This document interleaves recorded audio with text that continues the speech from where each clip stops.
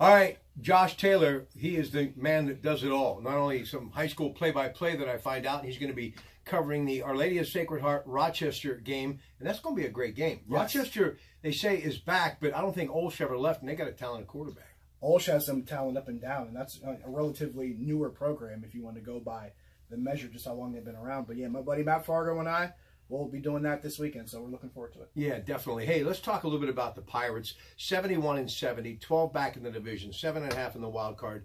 It's time to start thinking about next year. Do they have a lineup and pitching staff that could, with some time off and maybe some reshuffling of the cards, be competitive next year, or do they need to do even more before the start of spring training? Pitching staff, I will say yes. What they're doing right now, this pitching staff has been the best in Major League Baseball since July 11th. Their ERA 3.15. That is the best in the game.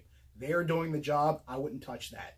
As far as the offense and the lineup goes, they've got questions at second base. Do they want to bring Josh Harrison back? He's due for $10.5 million next year, but he's got a $1 million buyout.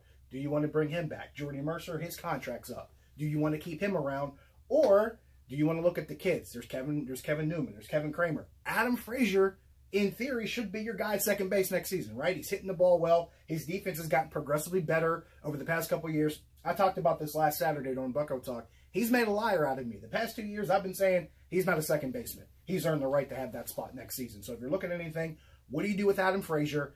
What do you do with Corey Dickerson in the outfield? He's going to make some money in arbitration. Do you keep him around? And more importantly, what happens at shortstop? Those are three big question marks. Real quick, post-mortem, Penn State. Was not expecting to see a loss that bad. I thought Penn State would win it by a possession or two. I did not see 45 points. I would have expected that more last season than this season. So I was very surprised at the outcome. And it looks really bad for Pat Narduzzi for the way that this game had that kind of lead up and to have that kind of performance and the way things looked during the game.